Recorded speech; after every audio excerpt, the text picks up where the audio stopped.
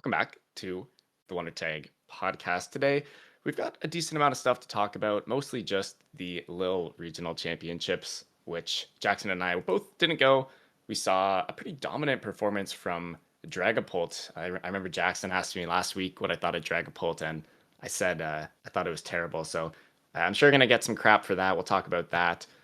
Um, some other interesting things to go over. We're going to talk about some Charizard, as I'm sure a lot of our viewers want to hear about that. Some Gardevoir as well, kind of the developments with those decks. The fall off of Absol needs to be studied. And we're going to talk about how the meta has kind of matured and what that means when I guess the game gets a little bit stale, which I definitely felt as I was actually off at a Lorcana regional on the weekend, which I will do some yapping about at the end of the video. I definitely have some things to talk about, some things Lorcana does really well that I wish Pokemon did, some things they do really poorly, which makes me appreciative of the Pokemon tournament organizers, honestly. And so that'll be some interesting yap at the end for those of you that are here for more than just the Pokemon analysis. Jackson, how you doing today? I'm doing good. It's been a quiet week actually. I mean, Lil happened. Dragapult did well. That's a little bit sad. I had some friends go to the regional. Shout out Piper for finishing top four. Reverse shout out Piper for getting top four. Do you see that? I did see the reverse shout out. Reverse shout out. Yeah, reverse shout out Zing. That's so funny. I was surprised actually that Zoroark did so well. I'm never a believer in that deck. It just feels I mean, maybe I just suck with Zoroark because that deck feels very, very complicated. But I was surprised to see that. I was surprised to see the list that Piper played as well. We'll talk about that. But other than that, just gearing up. I leave in 10 days for Argentina. So I'm excited for that. Kieran got in, so originally was going to do that trip on my own. The original plan was actually, I guess, to go with Kieran, and then he whiffed wave one. So I was thinking I might have to go on my own, but now Kieran got in. So I got a buddy. I'm very excited for that. We'll talk about that next week, I think, as we look at the Las Vegas forecast as well. But I'm doing good. I'm trying to figure out what Charizard deck I'm playing, getting used to the post grad life. I mean, I only graduated in June, so it's been a little bit of an adjustment. So maybe we'll talk about that on another episode too. But I'd like to start by talking about Lil. How's that sound? Okay. Yeah. Let's do it. I mean, we saw. I mean, we can talk about the Dragapult list first. I think that makes the most sense.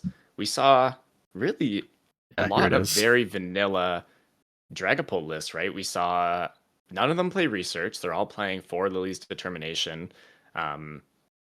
Otherwise, I think like maybe some of them have a Turo, some of them don't. What are the other differences? Some might have had one jamming tower, some had two. Did any of them play rare candies? That's really something. I don't think they did, right? Yeah, that is something that I noticed. There are no rare candies pretty much anywhere, and they all have two jamming towers. They do, okay. Quite like that. I think it's very punishing against a lot of decks that are maybe relying on TM Evo or not playing a lot of Pokemon search cards, right? Like Gardevoir lists seem to have been running less Evo, less Curlias. Charizard lists, of course, very reliant on the TM Evo. The Badu is going to be very strong there. Yeah, no rare candies. So just kind of everyone deciding to just take it slow, set up behind the Badu. What other factors do you think led to Pult's success other than those Gardevoir lists and, of course, the Charizard decks? Yeah, great question. I mean, like you talked about, the fall off of Absol needs to be studied, right? That is one of, I think Pult Dusk has two main matchups that are actually unfavored. You can argue the semantics of if Sarala is just slightly unfavored or if Dango is unfavored, but the way that I view it, the only two matchups that are definitively unfavored are Jellicent Gardevoir and then Absol. And we saw both of those decks flop pretty hard. Maybe not totally flop. For Jellicent Guardy, there was one in ASIM, but I'm pretty sure they hit End Zoroark in ASIM. So the bracket just did not really work out for the one Guardy Jelly there. And there was enough decks that were just shielding Pult Dusk from the bad matchups. It felt like there was a decent amount of Zoroarks, which I think is actually really good for Pult Dusk. Not necessarily because the matchup is good, but it's just land mining Gardevoirs and the bad matchups throughout the tournament. So I think that was a pretty favorable development for Pult Dusk players, but I also just think there was a lot of good Pult Dusk players at the event. We saw Henry Brandon top cut, Alberto Conti, Alexander. I believe that he's had like a pretty solid season. I think he plays Bennett, or sorry, he played Bennett at Worlds in 2024. I remember that he was one of the Bennett guys from Poland. So very, very strong players that are piloting the deck is obviously going to be that number one factor when it comes to success, but a lot of the other good players also choosing to play these Guardy lists without Jellicent. We have the Frankfurt regional champion right here choosing to play this this very aggressive Gardevoir style deck with one TM Evo, yeah. right? Actually more than I would have expected. I know that like Gustavo's list was playing 0 Evo, 0 Arvind, though I'm actually surprised because outside of the one Evo, 2 Arvind, the deck is very functionally similar. But one Evo just kind of sets you up for a terrible time in this matchup. I don't even really know if it's worth playing one Evo. I'd rather full commit to the bit or just not play it at that point, I think. Yeah, it's like heavy Arven and heavy Evo. Yeah, I don't like the hybrid builds. Commit one way or the other. I think the candy builds that I like do include Frillish. I think if your deck's going to be very vulnerable to item lock, you need to be item locking back. You need to be killing Budu with Frillish. These lists that don't play Jelly and don't play Arvins, I think are a little greedy. I think we'll see people move away from those into Gdansk and especially into Vegas. What does that mean? Like, if people are all going to move back to these heavy Arven, maybe Jellicent, Gardevoir builds, does that open up an opportunity somewhere else for another deck? I'm sure it does. I don't know which deck yet, but yeah, it definitely does. I mean, Zoroark for one, right? Zoroark just completely destroys this Jellicent version of the deck. Yeah. I think like a bond scooped game 2 in the finals after getting a game loss because the matchup I think was just that bad, right? I mean, at least that's probably part of it. I guess I don't really fully know, but anyways, like the matchup was like really, really bad. I think when Liam won Pittsburgh, he beat like 6 or 7 Gardevoir Jellicents, just a ridiculous amount. So definitely opens up the door for that. Does Arven necessarily open up anything? I don't really think so. Arven's more of like an engine choice as opposed to a choice in terms of what matchups you're looking to beat. It makes you set up more under item lock, but it doesn't necessarily mean you're worse off into a specific matchup. Like Arven in the Drifloon builds is actually a pretty good card since it gets you Stretch or Charm. It's not like it's just to set up with Evo. It's a decent card that retains value mid-game, which I think is actually one of the struggles for Arven builds. If you don't have those options mid-game, the card loses a lot of value once your secret box is in the discard pile. So I don't really necessarily think anything other than Zoroark benefits too heavily from the Jellicent version. Maybe these decks that are a little bit less item reliant, maybe Grimmsnarl. I think Grimmsnarl prefers to hit Jellicent as opposed to like a Quad Monkey or an Energized build or a Drifloon build or a Mega Guardy build even. So maybe Grimmsnarl a little bit, but I don't think it's a substantial enough shift to necessarily like shape the meta. Yeah, and I think the aggressive decks probably benefit very marginally. Like Gardevoir is very good against most of the aggressive decks, right? Like Saraledge, Dango, Bolt, etc. I will say Arven results in a lot of safe turns or like I guess mid turns, right? Like you're Arvening for Evo, Poff, or Nest Ball, whatever, right? You're not turn 2 Candy and Guardy very much, which I think I don't even know if that does make you more vulnerable to the aggressive decks. I need to think about this more, but I'm sure there's something that's getting. If Dragapult is like worse, if people are playing Arvins, like I don't know. Henry Chow has been playing these heavy candy builds, and I don't really know why. I'm sure there is a benefit. There's a reason his group has been doing this. I don't know. But I do expect the list to change. I expect there to be 2 Curlias and some amount of TM Evo. Maybe some Arvins as well. Yeah, I mean, I think part of the way you look at it as well is if your Dragapult matchup just is a high variance matchup, and then there's a little bit higher of a chance that the variance goes in your favor from playing Evos, we're not too worried necessarily about hitting like a good player playing Pult Dusk. We're just worried about hitting anyone on Pult Dusk. So including a card that is just kind of putting the variance a little bit more in your favor doesn't really help as much as straight up playing a version of the deck like Gardevoir Jellicent, where you just actually gain a lot of agency into the matchups. You will just be beating consistently good players. Yes. As opposed to just having like a slightly better chance against every player. I think when really, really good players are making decisions with their deck list, they're more concerned with how it impacts the top players and like the top groups of players, as opposed to like Timmy at table 600 with Saraledge, right? It's not really that relevant to their decision making. Maybe you have to dodge something the first round 1 to 4, but I mean, Gardevoir is just high enough agency against pretty much everything else that you can just survive with it, right? I don't know. I do think there's some merit to considering like making sure you're beating Timmy on table 600 or whatever you said. Like you're gonna play against a lot of players like those first 6-7 rounds. And I don't know, not to be like disrespectful to Timmy, because some of those players are not even bad players, right? They're just like solid average players, right? You got to be beating them too. So I think that's actually something I maybe do a little differently. I definitely build my list to be very consistent for the most part and try to make sure that, I'm beating casual players as much as possible. And then, when you get to the good players, that's maybe where I tend to fall off a little bit. They have decks that are built. Yeah, if we look at Henry Chow's decks, do they tend to be a little more greedy? I don't know. Turo for Absol, right? And Amorous is like a pretty specific tech card, right?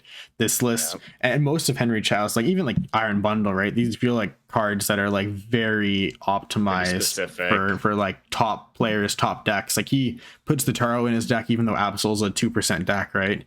Kind of expecting he's going to play against the good players playing the card. I actually...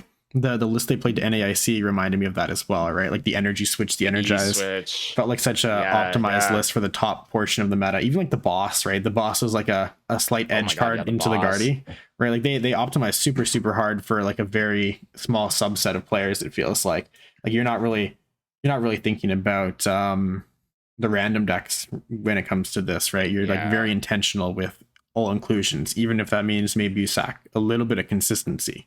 You could very reasonably play no energy switch and chuck 2 more supporters in or a 4th vessel in or something if you wanted to, right? But they're very intentionally doing this so they can beat Guardy Mirror, they can beat Grimmsnarl, right? There's a lot of logic behind that. So it depends on what your goal is. Depends what your goal is in the tournament, right? Yeah. If you're trying to top 32 a regional, then it probably doesn't make a lot of sense to be playing those cards. Yeah, very, very big mentality shift. The Klefki in my Charizard deck, I think, is a good example of that. Like, I didn't really expect to see many decks where I needed Klefki. Maybe a few random decks with Psyduck, but I wasn't really worried about the random decks with Psyduck as much as I was worried about specifically hitting Absol. It felt like having Klefki into Absol was like a complete game changer for me, so I couldn't really get away without having it, even though I knew the deck wouldn't be that popular. If I do well, if I want to do well, I'm probably going to hit it at some point, right? So yeah, no, that's a good point.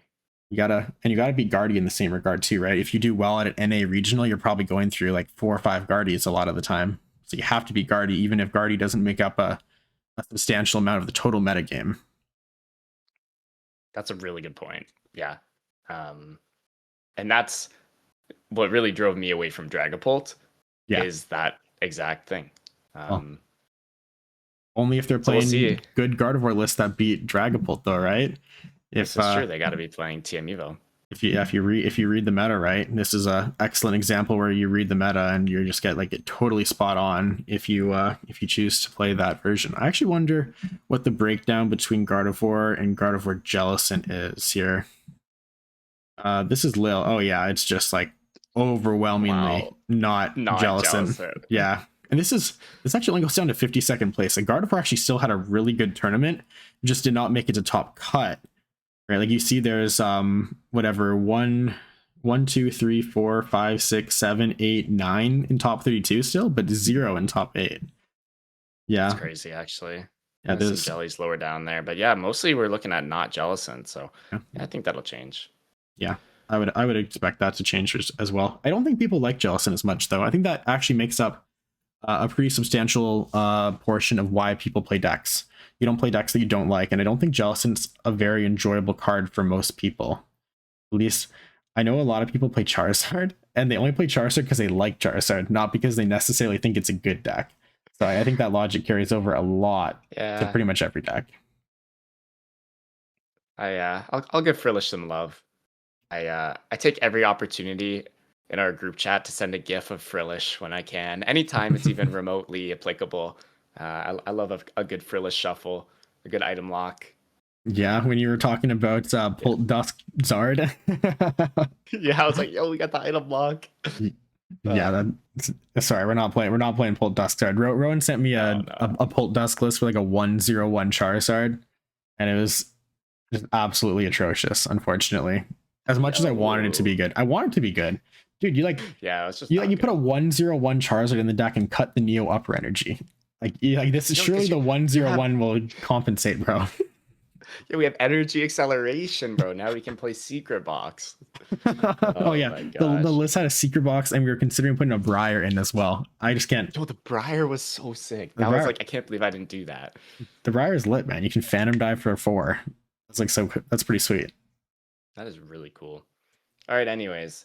Um, Speaking of Zard, I guess there's a Zard list I did want to ask you about. I think the sixth or fifth, or it was top cut. The Hermione, I believe, was Yeah, the Charizard player. Yeah, so two interesting things about this list. The Budu. Well, I guess there's maybe no, mostly just the Budu and the Mew EX. What do you think of those cards? yeah. This is a really interesting take. Kind of reminds you of a Reggie Drago engine in a lot of sense. Mew, Fez, Badoo, very similar to like kind of tanking some early turns behind Badoo and then having like some really big swing turn and then having a very self-sufficient engine mid game late game. I mean, this deck doesn't play Nest Ball, so I'm always a little bit nervous to put cards in my deck that can only be found by Ultra Ball. Like even Fez and Dippity gets to the point where you don't have that many outs to Fez. Charizard lists were playing 3 to 4 Nest Balls last rotation, mostly to find Rotom, but the next benefit was that you just always had Fez when you wanted it. I never see myself Ultra Balling for Mew EX unless I have everything else already set up on my board. Like I'm probably Ultra Balling for Dusclops or Charmeleon almost every time. So I don't see this as much of like a card draw as much as like its original purpose, which I think is just knocking out Cornerstone or being some sort of pseudo Cornerstone answer while also having a secondary effect. So it does do that job well, but I don't see why I'd play this card over just playing like the Ho-Oh from Surging Sparks, where it just knocks out Cornerstone, but it also has like that one prizer utility against Dango. I looked at this list and I saw no Dango tech, and I was like super shocked. And I don't really think you can afford to fold to Dango, but I mean, I guess it kind of goes with our conversation before, where it's like, how much are you concerned with beating Timmy, and how much are you concerned with winning the tournament, right? Yeah. There's basically no Dango that did well at this tournament. There was looks like 1, 2, 3 in top 32. It's And not then bad. there's a huge drop off though, from none from Yeah. 38th to 89th even, right? There's like a 50 spot drop off. So you're not that likely to hit Dango if you do good at a tournament, but you might have to go through some Dangos in the earlier stages. So a card like Chiyu, like Ho-Oh, might get you some good value in those rounds 1 to 5, and you have to figure out how much do you want to respect that versus maybe I can get a few extra percentage points against the top players by having a Mew EX that could bail me out, draw me into a big combo, right? So I think that is the main logic with the Mew. The Budu is something that's kind of shocking to me. I was not expecting to see a Budu in a Charizard deck pretty much ever.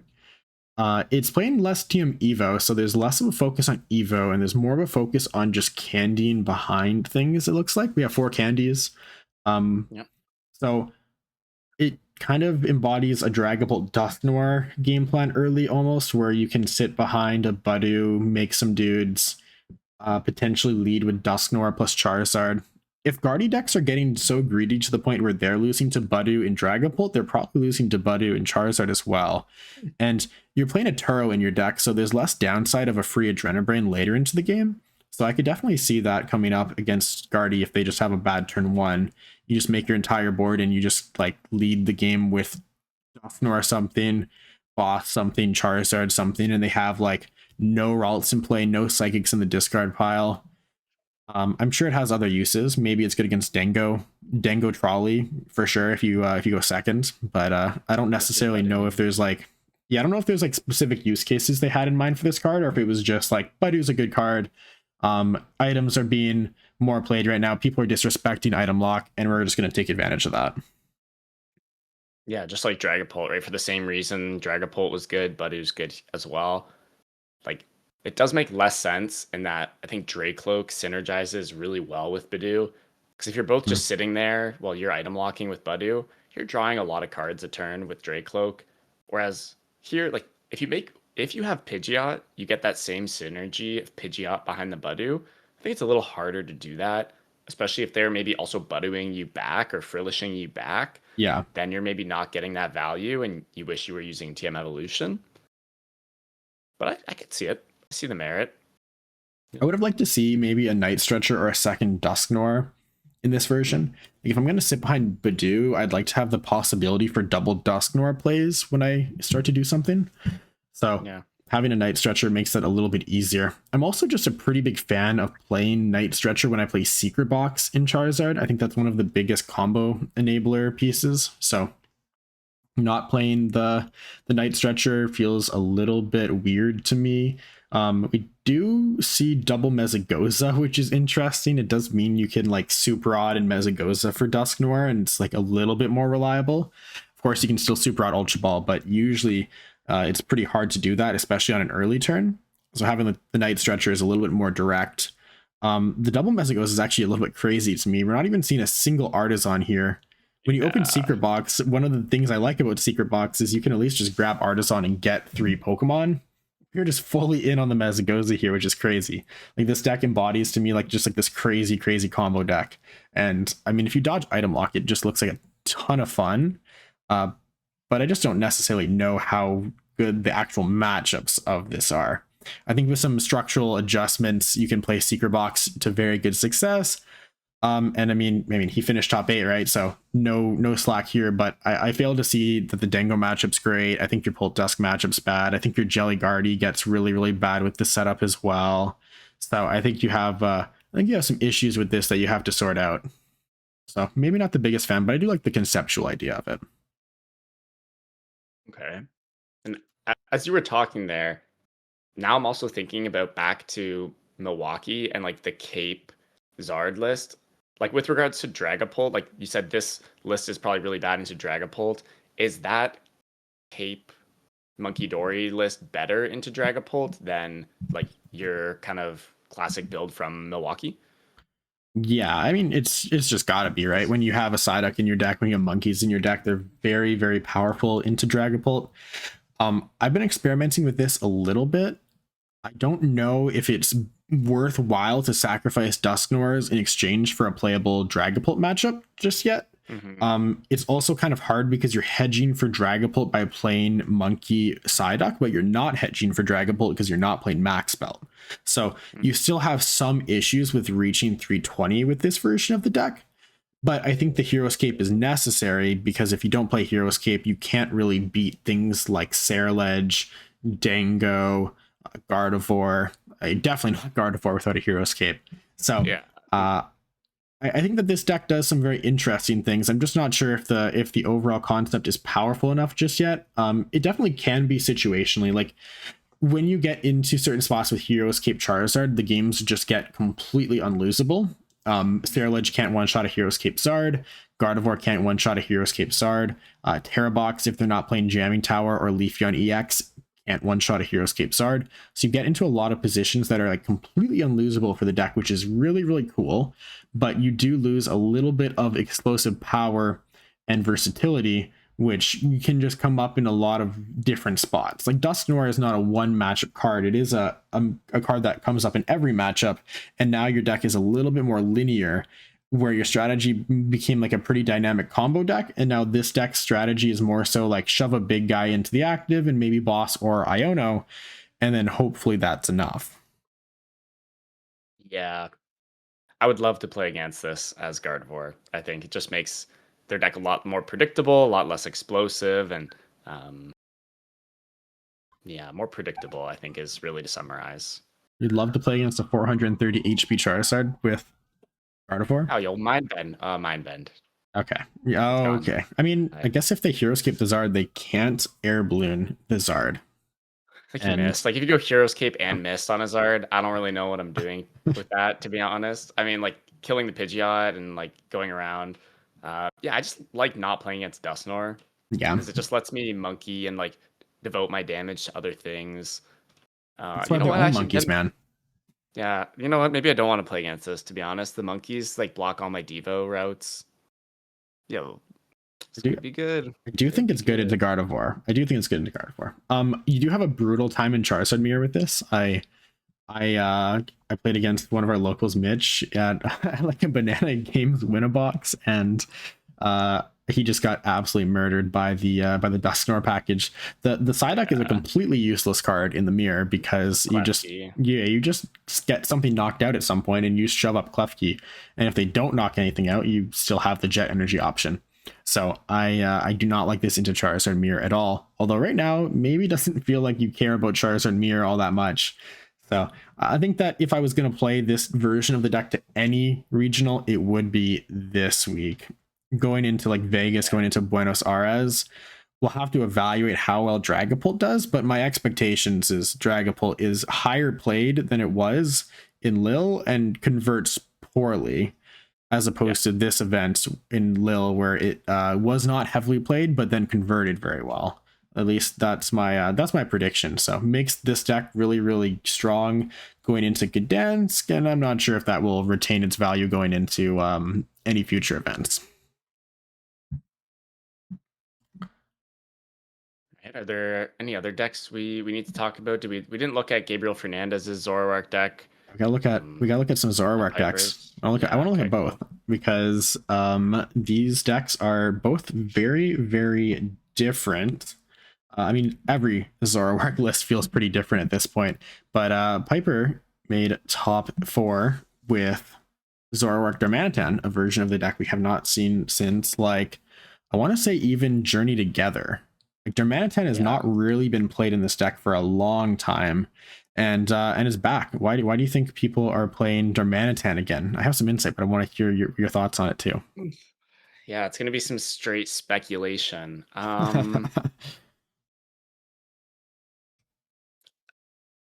I honestly don't know. Are we doing it versus Absol? I feel like Absol is the latest development, but I don't see how this is ever helpful versus an Absol. Dude, do you know what the first attack of Darmanitan is? Oh, are we like bombing Saraledge with this? And yeah. Tango? Is this how we're okay? Yeah, you can bomb Saraledge with Backdraft. How many energies do they need? 8. Oh, that's kind of good. Okay. Not so 9. Yeah, 30 times 9. Yeah, 270.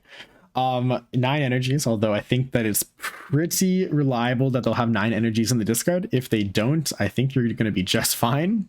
So yeah, I think this is like a really, really cool innovation for the Saraledge matchup, which I think historically for this deck has not been fantastic. All of your strategies just don't work very well outside of maybe trying to retreat lock. But I think that Saraledge players are kind of catching on to that, playing Tauros, playing Palpad, playing Jet Energies. So the trapping routes don't really work nearly as well anymore. So Darmanitan is excellent there. And one of the places this deck also struggled was Crustle. We were talking a little bit how Crustle, was it like 10 Crustles in day 2? There was 10 in day 2 here, yeah. That's a lot of Crustles in day 2. And Darmanitan gives you some sort of makeshift answer for that as well. Is it fantastic? Probably not, but it's better than nothing. We don't really have much of a Crustle answer otherwise, and Flame Body Cannon is pretty solid. It does one-shot any Crustle without Lux Cape, Okay. and it also is knocking out Dwebbles on the bench. And then you have like some sort of shenanigans with your monkeys, because Darmanitan actually lives a Crustal attack. Right? It only does 120, so you can use that to your advantage as well if they don't have monkeys set up, or if they have monkeys on their bench. I mean, your deck's playing 3 boss and a Palpad. I'm sure you can knock out some monkeys before using Darmanitan. So I think some very, very cool ideas here. The Ogie Dogie EX as well. That's something that I saw Aiden Koos playing that a while ago, and now we're seeing it here. I guess we're just kind of making sure we have answers to all of the walls, right? We haven't answered a Cornerstone, we haven't answered a Crustal. So one thing that Piper said was that this deck struggles with anything that's not on the graphic. And Ogie Dogie and Darmanitan seem to kind of patch up a lot of those holes where the shell of End's Zoroark is like a very, very situational deck. So if you play against things that don't fall into the situationalness of Powerful Rage, of Adrenabrain, of Flame Body Cannon, you can get into some issues. So now having things like Ogie Dogie, having like the backdraft into Sarah Ledge, right?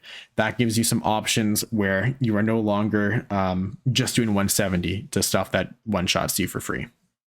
Yeah. I So think cool. I watched one of the shift gears, and Neil noted on Aiden's deck that he was like the first one to top cut with the whole what does he call them? Like the dark type waste ute trio or something? Like the waste ute trio. I think he calls them the waste ute trio, something like that, bro. Something funny. And yeah, because like the lore, it's a loyal 3, bro. No. Not the loyal 3. It's because like no, like the 3 of them are like controlled by Petron, and Anil just always talks about how in the video games they're all like super lame, and like I don't know, he just does not like these Pokemon. So yeah, I think he calls them the Waste You Trio, or I don't know what he calls them, but something disrespectful. Something disrespectful. I mean, they don't got Monkey Dory EX though. It's only basic Monkey Dory. I feel like it can't truly be the trifecta unless you or the quadfecta unless you have the the Monkey Dory EX in the deck as well. Yeah, the psychic type Monkey Dory looks a little anticlimactic here. It's not really vibing with it. The Monkey Dory is kind of hype though, man. Dirty. It's got like dirty headbutt, dude. Do you even know what this card does? It's like a 1 prizer as an EX, and then like does damage. Dirty headbutt. Oh, I will announce. Oh no, you don't, and you'll take 1 less prize card.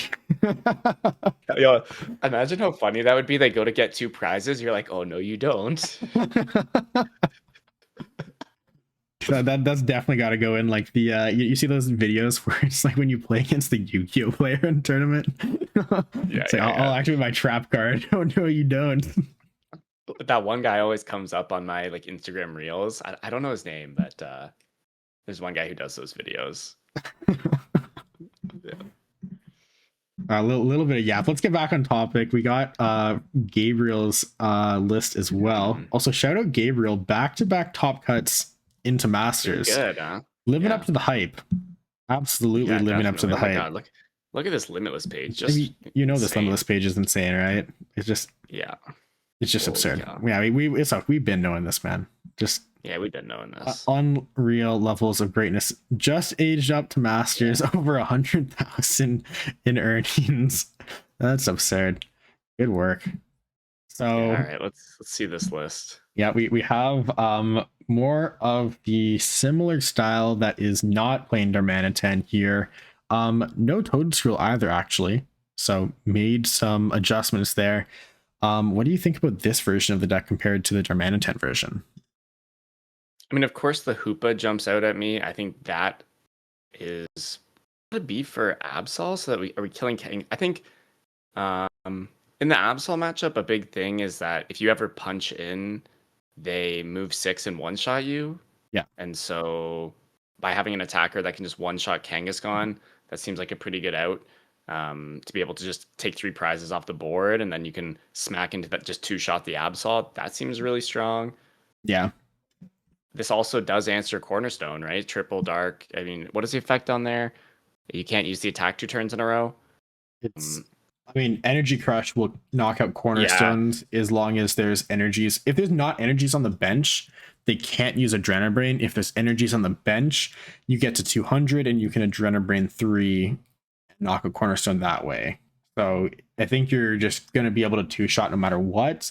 And this guy's relatively easy to set up. Like I would like much easier than Ogie Dogie. Attach energy Yeah, switch comparatively to getting 3. That seems a lot this has to easier. be better I mean than the Okie Dokie. the Ogie Dogie is an objectively stronger attacker, right? Like it does 260 with its attack, so there might just be some spots where you can like attach to it and then set it up on a following turn. Because none of these decks are playing anything like Blood Moon either, right? So having a strong closer is not a terrible thing. Their closer is actually just Petron EX now. Petron, yeah, Petron's like pretty good though sometimes, good. right? I mean, it's a good closer in the Absol deck too. Yeah. I think I do prefer the Darmanitan Ceruledge. I do have a decent amount of respect for Ceruledge. I think it's a good deck.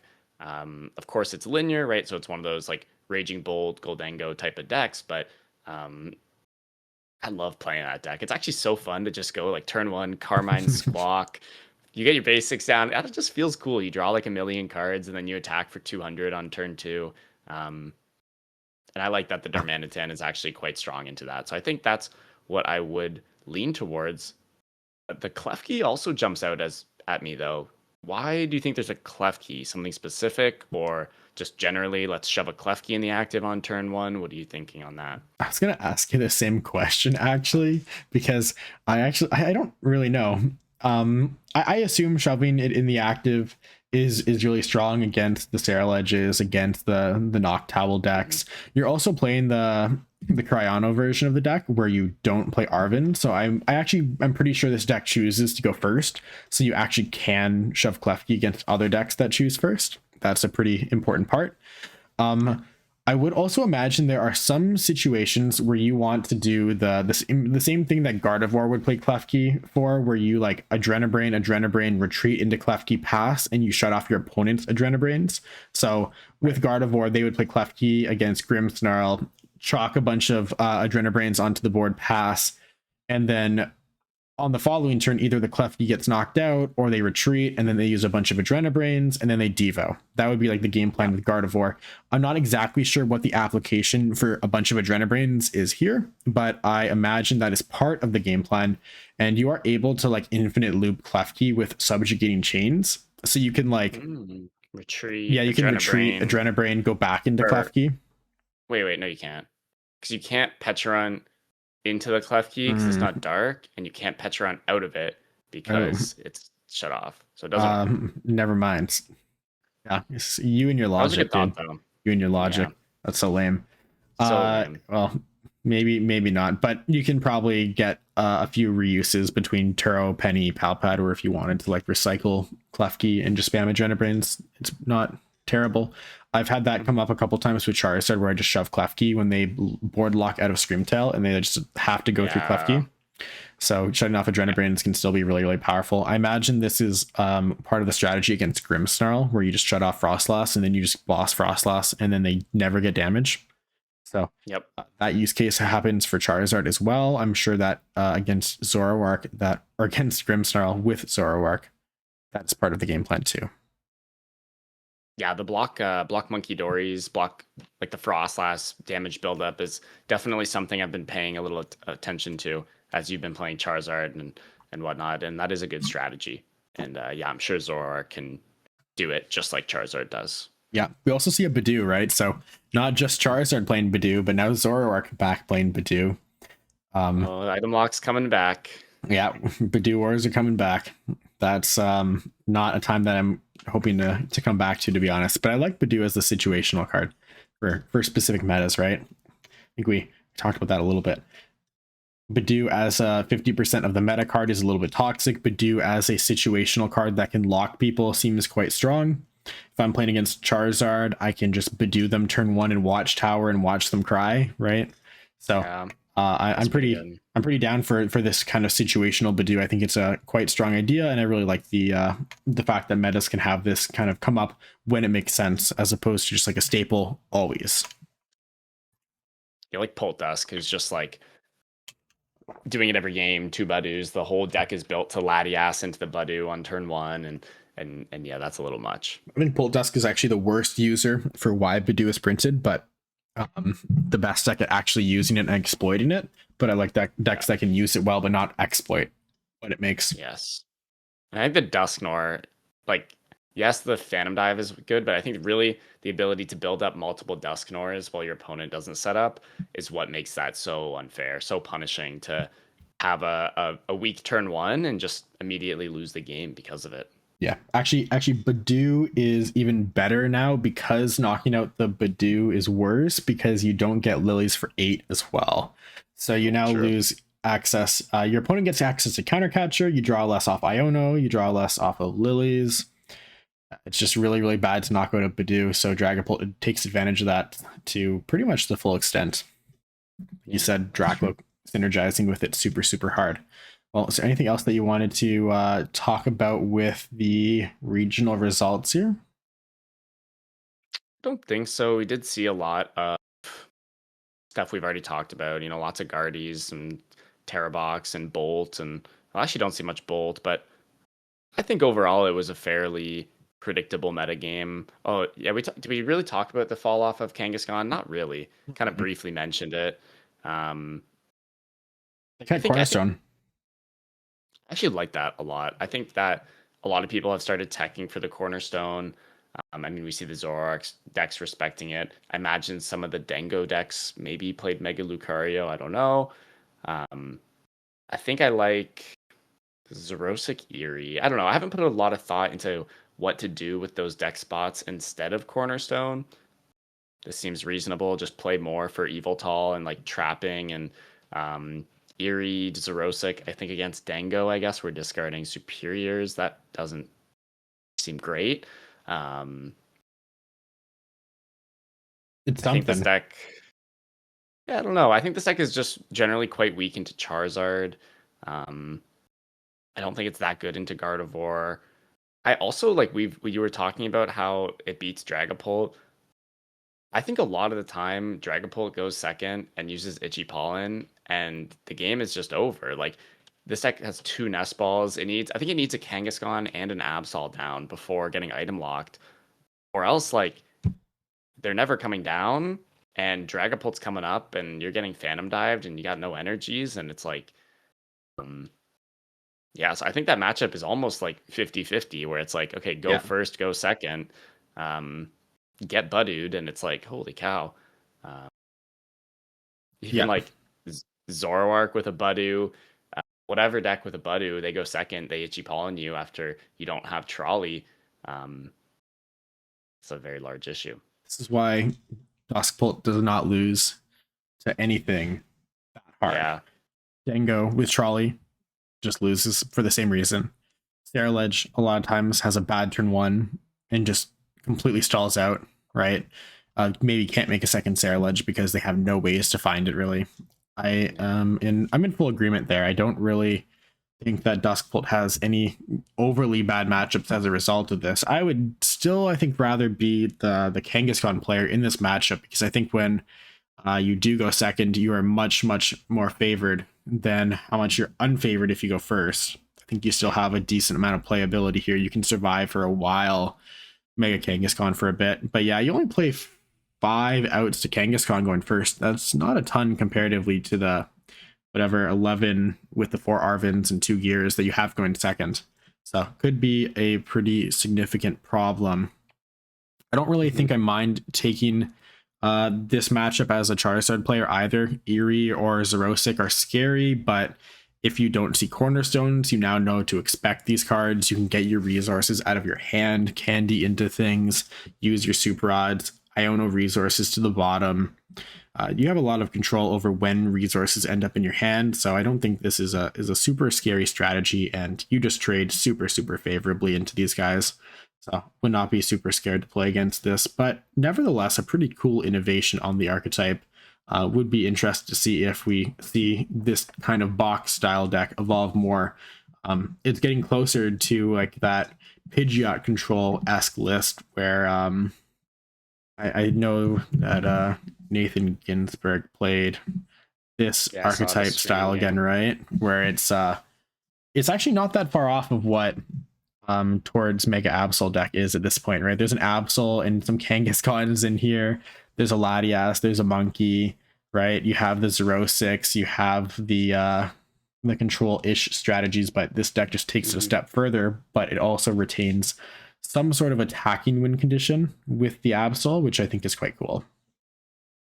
Yeah, it blocks ideas of only having a Gardevoir EX in play or only a Jellicent, only a one Pokemon that can just bowl through your whole board.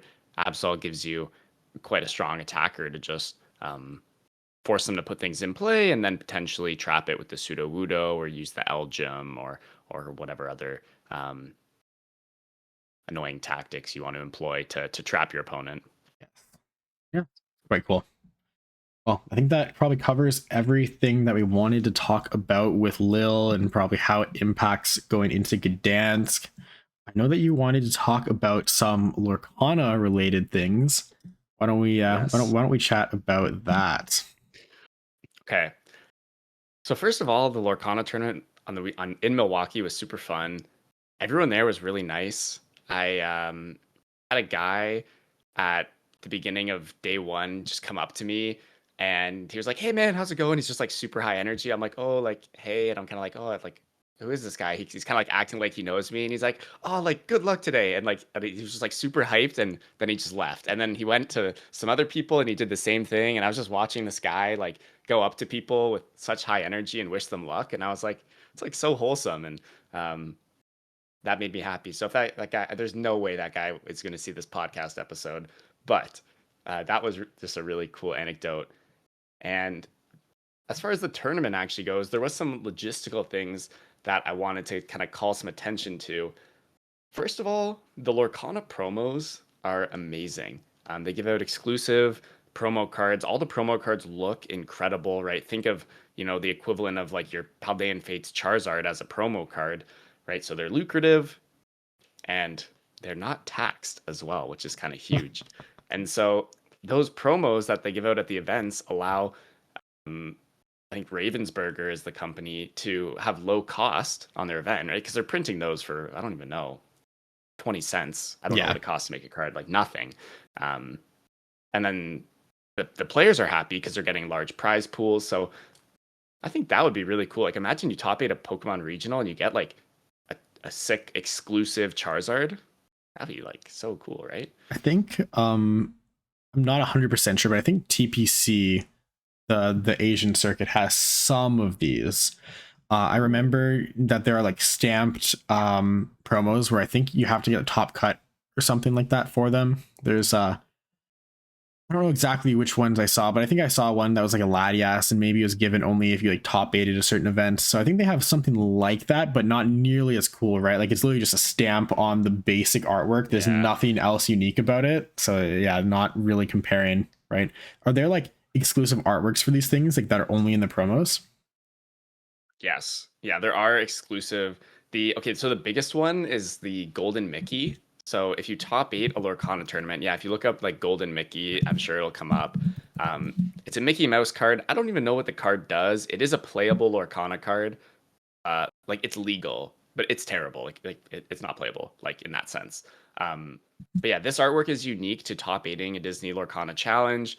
I think the prices on this thing range from like 10,000 to 20,000, maybe Jeez. more. It looks like that's a PSA 10 is at 60,000 there. It says, yeah, right. So you get a lot for top eighting. Um, and this is like the biggest card. Like that's the biggest. After that, you don't get anything cooler than this, in my opinion. Um, but It's yeah, only that's it's like the exclusive art. 59,880 with coupon code. Oh, yo, you get a huge discount there. That's like I don't even know what percent, negligible percent. I wouldn't say Um, it's going to be coming anytime soon, but that's insane. no, Um, yeah, right. Like the pricing is quite good. Um, Something else I'll say about the tournaments that was also good is that I enjoyed. Well, I guess I didn't enjoy this because it didn't apply for me. But in the top cut, the higher seed gets to choose if they want to go first or second, which I think is kind of cool. Brings some nuance to those final rounds where, like in Pokemon, you'll see everyone just ID, um, and then I think it just makes it a little more exciting, and you get an advantage for trying to go like XO and Swiss. I kind of thought that was cool. Yeah. And in Lorcana, going first is like a really big deal. I was gonna say I So do know that's that like, about the game. I've heard from the yeah, very few people that I know that play Lorcana who have said, yeah, I just went second in this matchup and I lost. I don't know how big of a factor that is or how much they're over exaggerating going second. I think it was like Steel Song Spike or something like that was like the deck they were playing. Is that a deck where if you like go first or you yeah, go second, it really matters? yeah, yeah. Steel Song decks. Like I assume this is from like a format ago. Yeah, there was like there's really broken going first. Okay. Some decks like you can mitigate that luck. I was playing a deck that like really did want to go first, and so I did feel some of that variance going first and second. But there are options to kind of mitigate that. And then something else I wanted to talk about Lorcana to kind of bring some praise to Pokemon because I think people very often like will complain about the judging, the tournament organizers. I mean, the last thing was that they didn't have the play mats. The I'm still Lorcana waiting on my round playmat, by the way. Sorry, I have yeah, not yeah, received yeah, an no, email from Pokemon. I have not received anything in the mail. Yeah, it's nothing. complete radio silence. I'm doubting that I'll actually get that playmat at this point. I mean, at least it's a Gardevoir Oh playmat, which gosh. it's a Gardevoir playmat. But Yeah, I would like it. I would like it. maybe it'll come for Christmas. Merry Christmas. Here's your playmat from 2 months ago. Thanks, Pokemon. Thanks, Pokemon. Yeah, but yeah, the round tournament time in Lorcana was like 40 or 50 minutes. And that made me really appreciate Pokemon and the new +1 turn rule, which I think people have been kind of talking negatively about a lot. It kind of gave me some appreciation for that in the round turnaround time. What do you think about like the +1 turn? Are you against it or what do you think? Dude, it's so nice. Um, Yeah, right? Okay. the quality of life adjustment for losing a turn is unbelievable. I don't know if there are other like logistical factors that have contributed towards round times being Maybe. shorter. I can't imagine that it's just one turn, but we were getting out at like 8 at the earliest last year, and sometimes they would even go to like 9, 10. I remember Mhm. back like before COVID 2018, 2017, some of these masters tournaments that were only like a couple hundred players, they would go to like 9, 10 p.m. So I know there's like logistical inefficiencies that have improved over time, which has helped because now we're finishing tournaments of 10 times the size at like roughly the same time as we were. But Mhm. since last season, um, we have finished round 8 at like 6 p.m. in Milwaukee and Pittsburgh, and that has been really, really Yeah. nice. Now, I do know Milwaukee last season was also run really well. I remember getting out at like 7 p.m. last year as well, which was insane. But it's nice knowing that I can kind of expect that, or at least I can hope to expect that on a regular basis. Even though in Pittsburgh we started like an hour late, we had some logistical nightmare at the start of Pittsburgh. We still got out at a very reasonable time. I think around like Yeah. 8:39 at the latest. And that was a starting an hour late. So assuming that the start of this tournament is actually on time, you can expect to get out 7:30, 8 p.m., which is insane. You actually get to have a full dinner and hang out for a little bit before going to bed. I know that was something for you last season where a lot of events you would just finish the day, eat some food, and pack it up immediately. Yeah. Well, And we'd finish eating and it's like 11 o'clock and I'm exhausted and yeah. Yeah, so I really do appreciate getting out early. it's nice for not only the players but the staff too, because staff has to be there at like 4 or 5 a.m. Right, their turnaround time is Yes. by Canadian employment law, like it would literally be illegal to schedule that shift back to back. That's how short the turnaround is because Yeah. um they get like maybe 4 or 5 hours of sleep because I think the call time for most judges is like 6:30 if I was to guess. So if you're getting out finishing eating at 11 p.m. and your call time is like 6:30, you must just hate your Yeah, life going that's into day two, terrible. right? So I really like the adjustment, and I'm willing to sacrifice a turn for that quality of life because I just enjoy Me the too. tournament experience much more as a result. Yes. And kind of inversely in Lorcana, something else that okay, Lorcana has +5 turns, and I have no idea why. I was playing an aggro deck, but I swear to God, I finished my game in a half hour or less every round, and it was 60 minutes plus 5 turns. And I'm like, guys, Oh, it's 60 what plus are we 5? doing? Yes, 60 How many plus 5 rounds? and 9. Nice. Nice. Yeah.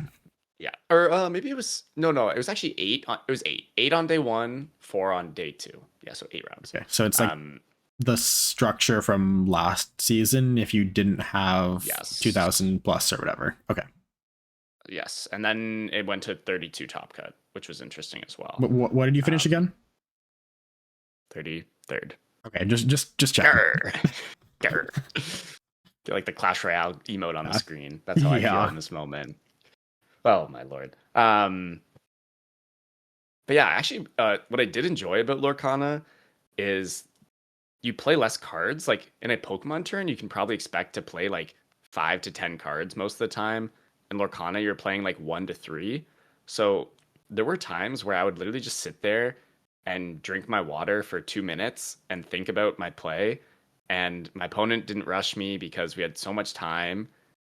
And that aspect of competition, which I find very stressful, right? Like you're constantly checking the clock, making sure you're finishing your games, right? So that was nice. It's like a balance between, wanting to get the tournament done in a good time, but also wanting to play without being stressed. And yeah, there will never be a perfect balance between in-game life as well as in life, right? Yes, you have to sacrifice some sort of quality of life regardless of your tournament structure. When you hit this many people, there's just no way, unless you want to cut more Swiss rounds, which we also know that people are opposed to, right? So you're cutting somewhere and people are going to complain no matter what. I'm very happy with where it is right now. Yeah, you have to rush a little bit when you're playing, but at least you're kind of informed that you have to rush when you're playing, so you can expect that at a tournament. Yeah, there's always different systems just have different pros and cons. And yeah, I think the moral of this kind of yap is just to kind of appreciate the pros of the game you do play. And that'll probably just make you happier overall if you focus on the good things.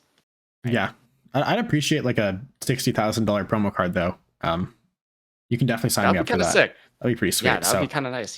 Get you out to Virginia Regionals in January. I actually think I will. You said it's the week before Toronto, right? Yeah. Okay. It's like what is it, like Steven Try something? Like the Yu-Gi-Oh guy that's trying to learn Pokemon.